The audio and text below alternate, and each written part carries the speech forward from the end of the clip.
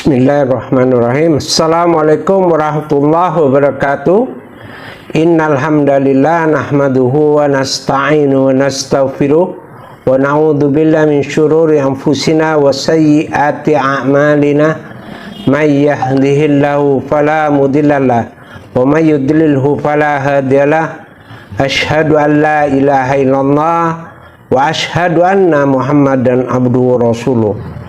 Alhamdulillah, marilah kita panjatkan puji syukur kehadirat Allah Subhanahu wa taala yang telah melimpahkan hidayah taufik, keimanan, keislaman dan kesehatan dan keistiqomahan kepada kita semua, sehingga kita diberi kemudahan oleh Allah untuk melaksanakan saum Ramadan hingga hari ini. Dan kita berharap semoga saum Ramadan kita ini bisa menghapuskan dosa-dosa kita yang telah lalu, sebagaimana sabda Rasulullah SAW, man shoma Ramadana imanan wahtisaban ghufira lahu ma taqaddama min dzambi. Barang siapa yang saum Ramadan dengan keimanan dan berharap-harap kepada Allah, maka akan diampuni dosa-dosanya yang telah lalu. Ikhwani rahimakumullah, kita berharap saum Ramadan kita ini bernilai di hadapan Allah, yang nanti bisa sebagai penghapus dosa-dosa kita yang telah lalu. Ada hal yang juga mungkin perlu kita perhatikan, yang ini diingatkan oleh Rasulullah SAW berkaitan dengan aktivitas-aktivitas yang harus kita hindari, karena ketika aktivitas tersebut tetap kita laksanakan atau masih kita laksanakan, maka justru aktivitas tersebut akan bisa menghapuskan pahala-pahala ibadah kita. Rasulullah SAW dalam suatu hadis yang diriwayatkan oleh Imam Muslim pernah bertanya kepada sahabat-sahabatnya, anna Rasulullah SAW qala atadruna mal muflisu. Rasulullah SAW bertanya kepada para sahabatnya, tahukah anda, tahukah kalian semua siapakah orang-orang yang bangkrut itu? Qalu al-muflisu fina, qalu al-muflisu fina ma la dirhama lahu wala mata'. Maka para sahabat menjawab bahwa orang-orang yang bangkrut di antara kami, itu adalah orang-orang yang mereka itu la dirhamalahu, mereka itu tidak punya dirham wala mata, dan tidak punya kekayaan sama sekali. Dan kita tahu bahwa di dalam sistem Islam, mata uang yang digunakan itu adalah dirham dan dinar. Mata uang paling kecil itu adalah dirham, yaitu mata uang perak. Jadi menurut pemahaman para sahabat, orang yang memang tidak punya harta, orang yang bangkrut itu adalah orang yang tidak punya duit sama sekali dan tidak punya harta. Itu menurut apa yang dipahami oleh para sahabat. Lalu Rasulullah SAW menjelaskan, faqala innal muflisa min ummati ya'ti yaumal qiyamati bisolatin wa siyamin wa zakatin. Rasul itu menjelaskan ya, bahwa sesungguhnya orang-orang yang muflis, orang-orang yang bangkrut di antara umatku itu, ya'ti yaumal qiyamati bisolatin wa siyamin wa zakatin. Nanti pada hari kiamat itu mereka itu akan membawa pahala solat, membawa pahala siam, ya, saum Ramadan diantaranya, wa zakatin, dan pahala zakat. Artinya apa? Di sini solatnya, termasuk solat 5 waktunya, terutama siamnya, siam Ramadannya terutama, dan zakatnya, entah itu zakat fitrah maupun zakat mal yang biasanya ditunaikan pada bulan Ramadan ini, itu ada nilai pahalanya. Dan mereka itu membawa nanti pada hari kiamat itu sebagai pahala-pahala ibadahnya.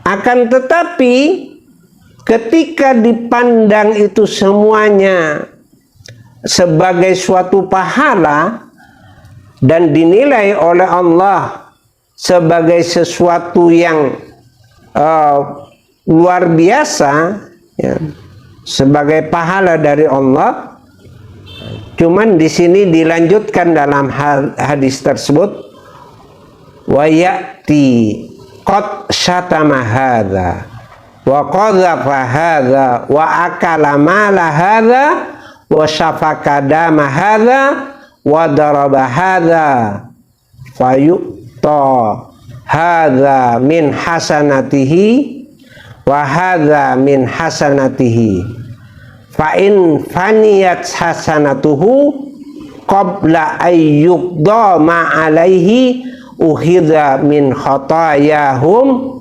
faturihat alaihi thumma turiha finnari. Jadi dijelaskan dalam hadis ini, orang tersebut nanti menghadap Allah dengan membawa banyak sekali pahala, pahala sholat, pahala saum, dan pahala zakat. Akan tetapi ketika orang tersebut akan dimasukkan ke surga karena pahala-pahalanya tersebut, ternyata ada orang-orang yang interupsi, ya kan, ya kan, wa ya'ti qad syatama hadza. Ada orang yang menuntut itu, ada 5 kelompok nanti yang akan interupsi terhadap orang tersebut, ya. Yang mana kelompok yang pertama itu wa ya'ti qad syatama hadza, yaitu orang-orang yang pernah dicaci maki, wa qadhafa hadza, orang-orang yang pernah difitnah, disakitin, diqadzaf, yaitu misalnya orang-orang baik dituduh berzina. Dan juga kelompok yang ketiga yang akan menuntut orang tersebut, ya kan, wa akala mala hadza, yaitu orang-orang yang pernah dimakan hartanya. Ya, bisa saja dia ditipu hartanya dengan investasi bodong misalnya, atau dirampas hartanya, atau mungkin punya hutang tidak dibayar, ya kan. Yang pasti harta orang-orang lain itu dimakan dengan secara haram, ya kan. Dan kelompok yang keempat itu wasyafaka dama hadza, yaitu kelompok orang yang pernah ditumpahkan darahnya. Di antaranya bisa saja orang yang mungkin disakiti, ya, sehingga tertumpah darahnya, atau mungkin pernah sampai dibunuh, maka nanti itu akan menuntut kepada mereka. Wa daraba hadza, dan orang yang pernah dipukul oleh orang tersebut. Ya. Maka bagi orang-orang tersebut, ya kan, bagi orang-orang tersebut nanti itu dijelaskan di dalam hadis ini, fayuqta hadza min hasanati wa hadza min hasanati. Pahala-pahala yang banyak yang dibawa orang tersebut maka akan diberikan kepada 5 penuntut tadi, pahala-pahala tersebut. Kalau toh misalnya memang sudah habis, maka dijelaskan dalam hadis lanjutan, fa'in faniyat hasanatuhu qabla ayyuqda ma alaihi uhidha min khotoyahum faturihat alaihi thumma turiha finnari. Maka nanti dosa-dosa dari kelima kelompok tadi yang belum selesai urusannya karena saking banyaknya tuntutan tersebut, maka dosa-dosa 5 kelompok tadi, yaitu orang yang pernah dicaci maki, orang yang pernah diqadzaf atau difitnah juga, orang yang pernah dimakan hartanya, orang yang pernah juga ditumpahkan darahnya, dan orang yang pernah dipukul oleh orang tersebut, maka dosa-dosanya itu ditimpakan kepada orang yang dituntut tadi, ya. Dan akhirnya orang tersebut dilempar ke neraka.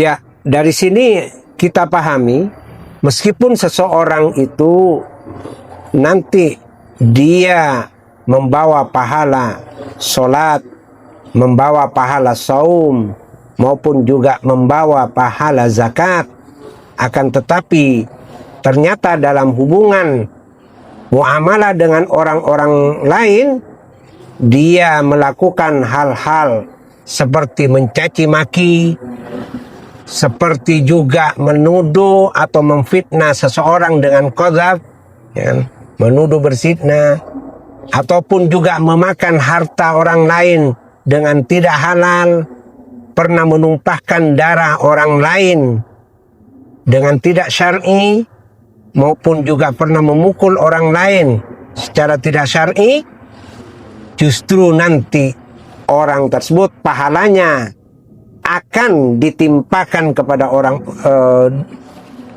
pahalanya akan ditimpakan kepada orang-orang yang menuduh tersebut sehingga habis, dan justru dosa orang-orang yang tadi bermasalah dengan dia itu dosa-dosanya akan ditimpakan kepada orang tersebut sehingga orang tersebut tidak membawa pahala, justru membawa dosa. Na'udzubillahi min dzalik. Ya. Semoga apa yang saya sampaikan bisa bermanfaat bagi saya sendiri dan juga bagi hadirin sekalian. Mohon maaf atas segala kekurangan. Wabillahi taufiq wal hidayah. Assalamualaikum warahmatullahi wabarakatuh.